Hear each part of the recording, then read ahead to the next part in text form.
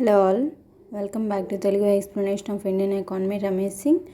So మనం third చాప్టర్లో ఉన్నాము. So evolution of the Indian economy, మన ఈ ఆర్థిక వ్యవస్థ అనేది ఎలా రూపాంతరం చెందింది అనేది లెసన్. సో మనం బ్యాక్గ్రౌండ్ మాట్లాడుకున్నాము. బ్యాక్గ్రౌండ్లో ఏం జరిగింది, అసలు మనం భారతదేశ యొక్క ఆర్థిక పరిస్థితి అలా అవ్వడానికి కారణం ఏంటి, సో బ్రిటిష్ వాళ్ళు ఏం చేశారు, బ్రిటిష్ వాళ్ళు మన సొమ్మునంతా కూడా తీసుకొని వెళ్ళిపోయిన తర్వాత, ఖాళీ చేసిన తర్వాత మన వాళ్ళు ఎటువంటి నిర్ణయాలు తీసుకున్నారు, దాని మీద మనకి కొన్ని అంబిషన్స్ అనేవి వాళ్ళు పెట్టుకున్నారు. వీళ్ళందరూ ఒకటే మాట మీద ఉండి కొన్ని అంబిషన్స్ పెట్టుకున్నారు. ఒక గవర్నమెంట్ అనేది రెస్పాన్సిబిలిటీ తీసుకోవాలని చెప్పేసి అనుకున్నారు. సో తర్వాత ఏం జరిగింది, prime moving force agriculture versus industry. అంతే, గవర్నమెంట్ వాళ్ళు కొంచెం కాన్సన్ట్రేషన్ చేసి మన స్వతంత్రం వచ్చిన మన ఆర్థిక వ్యవస్థని మెరుగుపరచాలి అని చెప్పేసి అభివృద్ధిలోకి తేవాలి అనుకున్నారు.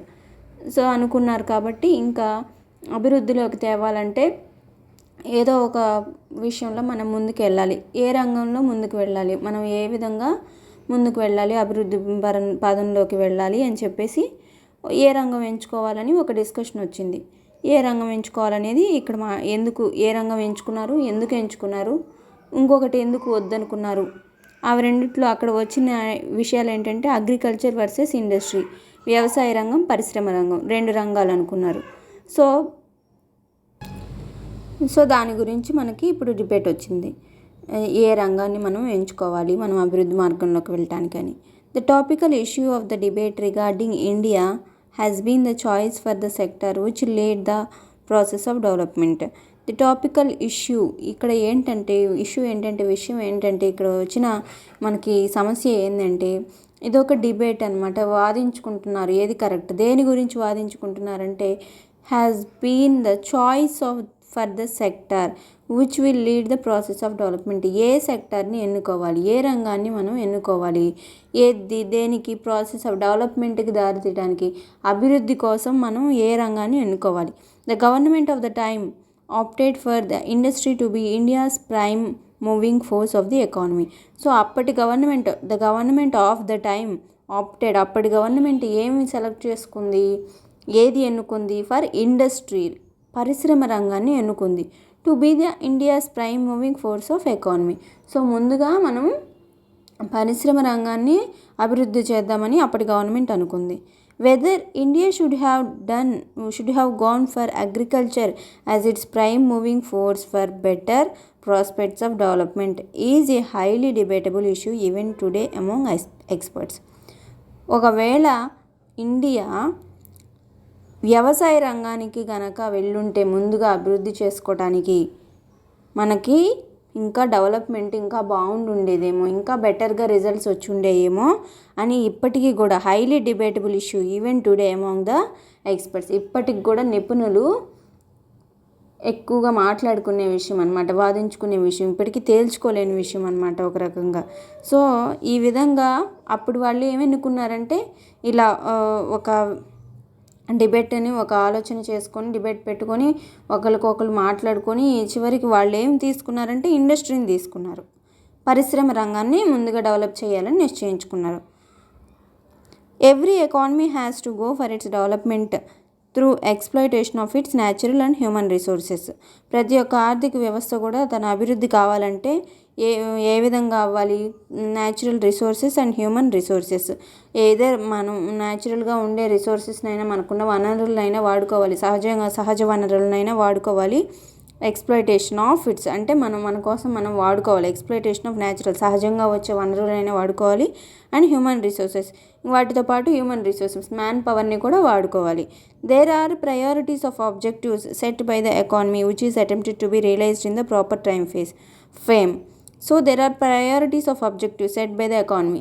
సో ఆ ఎకానమీ చేత ప్రయారిటీస్ సెట్ చేసిబడి ఉంటాయి, అంటే ఏది ముందు చేయాలి, ఏది వెనక చేయాలి అనే ప్రయారిటీస్ ఉంటాయి. అది మనం తెలుసుకొని ప్రాపర్ ఒక టైం పరంగా మనం ప్లాన్ చేసుకోవాలి.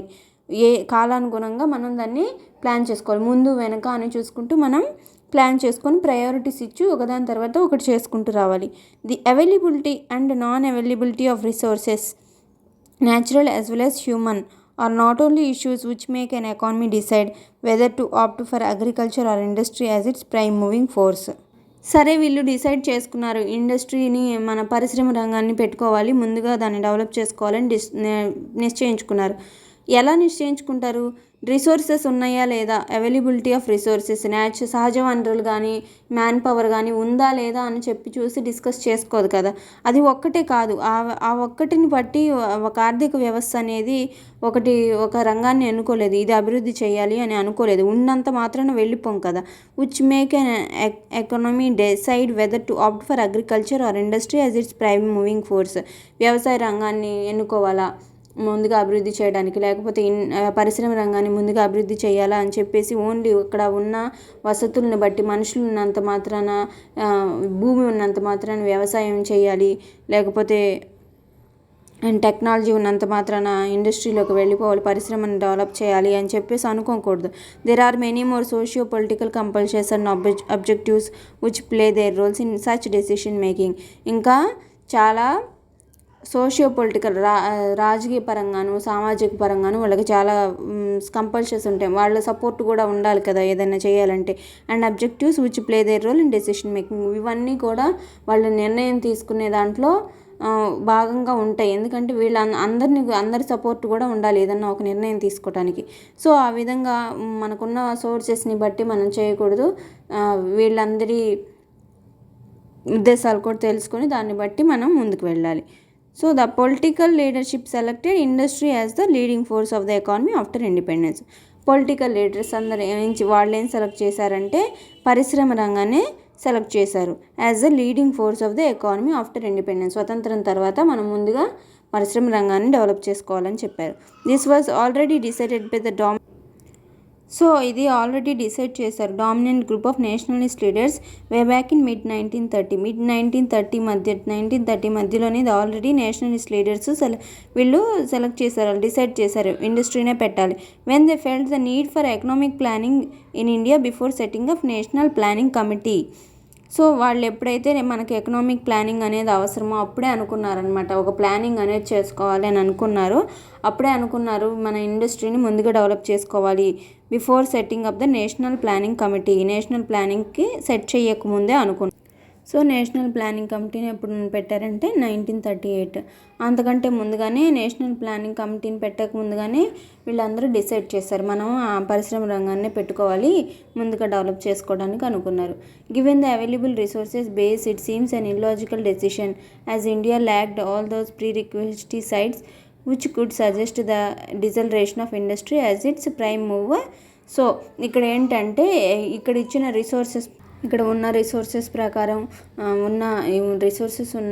ఇచ్చిన రిసోర్సెస్ ప్రకారం ఇది ఎలా ఉందంటే వాళ్ళ సపోర్ట్ ఉందని చెప్పేసి వాళ్ళు అన్నారని అలా డెసిషన్ తీసుకోవడం అంత లాజికల్గా ఏం లేదు, అది అంత కరెక్ట్గా లేదు. As India lacked all those prerequisites అంటే ముందుగా కావాల్సినవన్నీ లేవని చెప్పి ఇలా which could suggest the declaration of industry as its prime mover.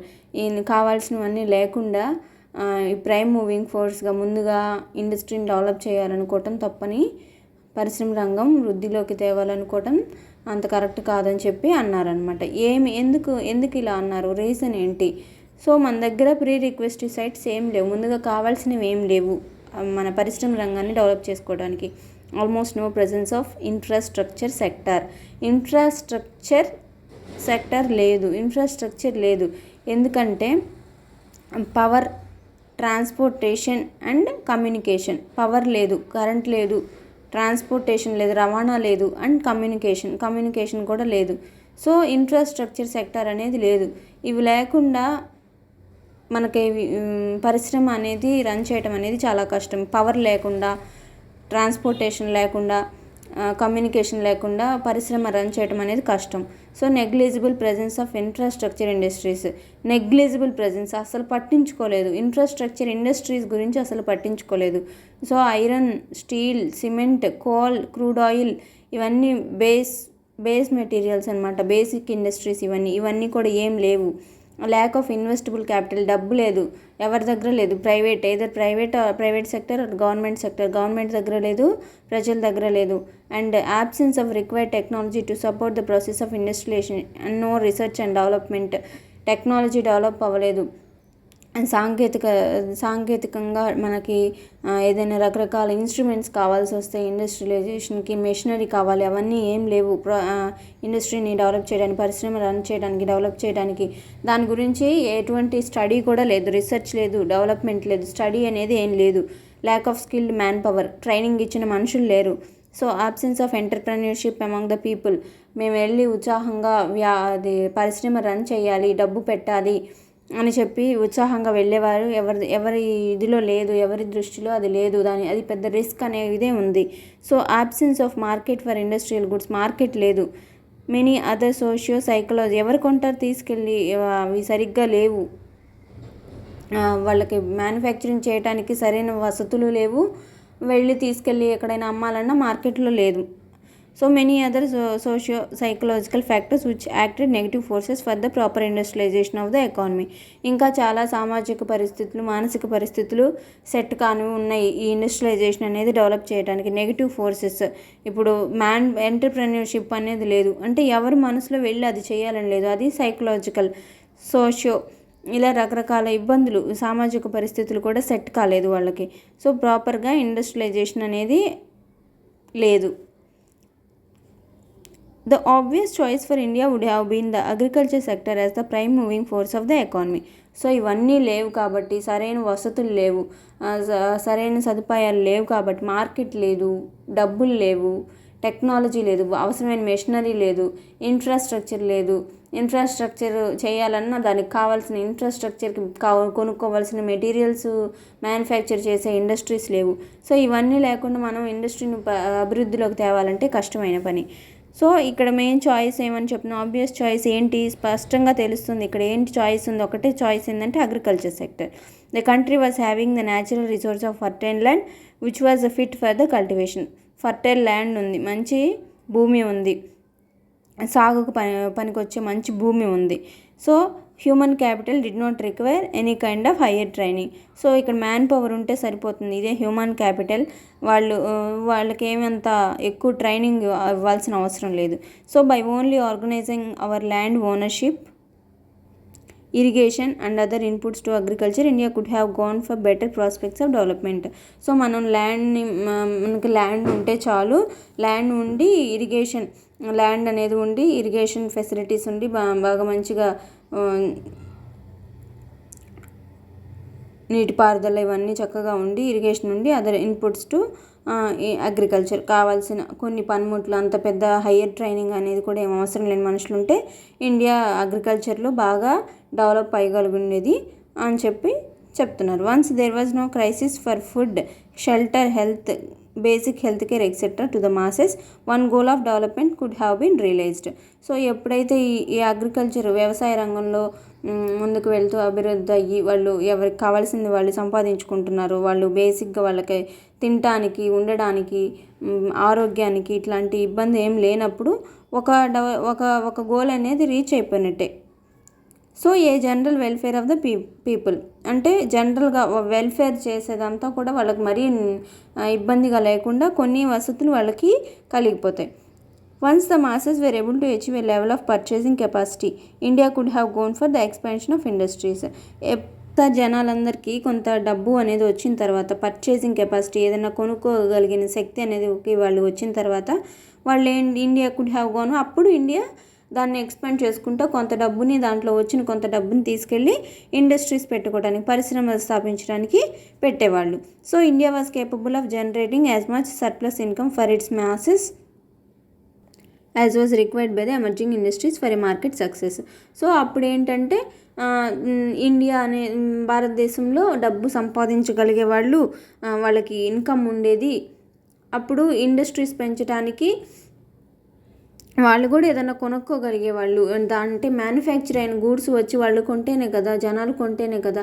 So వాళ్ళ దగ్గర డబ్బు ఉండేది, కొనుండేవాళ్ళు. అది మార్కెట్లో కూడా సక్సెస్ వచ్చేది, మార్కెట్ సక్సెస్ అనేది వచ్చేది, మార్కెట్ ఉండేది.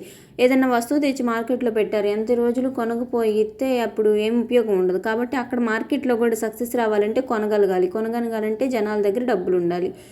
సో వ్యవసాయం చేసినట్టయితే ఇలా జరుగుండేది. వ్యవసాయం చేసేవాళ్ళు, వాళ్ళకి డబ్బులు వచ్చాయి, తర్వాత కొంత ఇన్కమ్ తీసుకొచ్చి ఇక్కడ పెట్టుండేవాళ్ళు. మ్యానుఫ్యాక్చరింగ్ చేసేవాళ్ళు, చేసిన వాటిని కొనడానికి కూడా జనాల దగ్గర డబ్బులు ఉండేవి అంటున్నారు. The people republic of China did the same in 1949.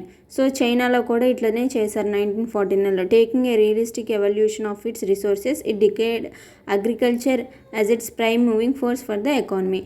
So తన దగ్గర ఉన్న రిసోర్సెస్ని కరెక్ట్గా దాన్ని చూసుకొని అనాలిసిస్ చేసుకుంది అనమాట. కరెక్ట్గా ఎవాల్యుయేట్ చేసుకుంది, నా దగ్గర ఏముంది, నేను ఏం చేయగలను అని చూసుకొని it declared agriculture as its prime moving force for the economy. ఏం చేసింది, వ్యవసాయ రంగాన్ని నేను ముందుగా డెవలప్ చేసుకుంటానని చెప్పి చైనా అలా చేసింది. The surplus generated out of agriculture was suitably invested to develop prerequisites for industrialization and country went for it 1970. The surplus generated out of agriculture. ఈ వ్యవసాయ రంగంలో అభివృద్ధి చేసుకోవడం వల్ల, వ్యవసాయ రంగాన్ని అభివృద్ధి చేసుకోవడం వల్ల వ్యవసాయం చేస్తూ వచ్చిన డబ్బుని, సర్ప్లస్ ఎక్కువ వచ్చిన డబ్బుని, దానికి వాళ్ళకి పెట్టిన పెట్టుబడి కంటే వచ్చిన డబ్బుకి వాళ్ళు ఏం చేశారు, దానికి ఇన్వెస్ట్ చేయడానికి, ఇండస్ట్రియలైజేషన్కి ముందుగా కావాల్సిన ప్రీ రిక్వెస్ట్ సైట్స్ని డెవలప్ చేసుకున్నారు. ముందుగా కావాల్సిన వాటిని, అంటే ఇప్పుడు మనకి ఇన్ఫ్రాస్ట్రక్చర్ లేదు, వాళ్ళు ఇన్ఫ్రాస్ట్రక్చర్ డెవలప్ చేసుకున్నారు, ఇన్ఫ్రాస్ట్రక్చర్ ఇండస్ట్రీస్ పెట్టుకున్నారు, డబ్బు సేవ్ చేసుకున్నారు, టెక్నాలజీని డెవలప్ రకరకాల మెషినరీ తయారు చేసుకున్నారు. ఇవన్నీ చేసుకొని అండ్ ఏం చేసిన తర్వాత కంట్రీ వెంట్ ఫర్ ఇట్ 1970. ఇవన్నీ సర్దు మనిగించుకున్నాక, వాళ్ళకి అవన్నీ అవసరమైనవన్నీ తెచ్చుకున్న తర్వాత వాళ్ళు దాని పరిశ్రమ రంగాన్ని డెవలప్ చేసుకోవడానికి 1970లో వెళ్ళారు. కావాల్సినవన్నీ అమర్చుకున్నారనమాట. ఇన్ఫ్రాస్ట్రక్చర్, ఇండస్ట్రీస్ పెట్టుకున్నారు, ఇన్ఫ్రాస్ట్రక్చర్ కావాల్సిన టెక్నాలజీ, మ్యాన్ పవర్, ట్రైనింగ్ ఇచ్చారు అందరికీ. అట్లా ఇవన్నీ చేసుకొని, కావాల్సినవన్నీ చేసుకొని వాళ్ళు 1970కి ఇండస్ట్రియలైజేషన్కి వెళ్ళిపోయారు.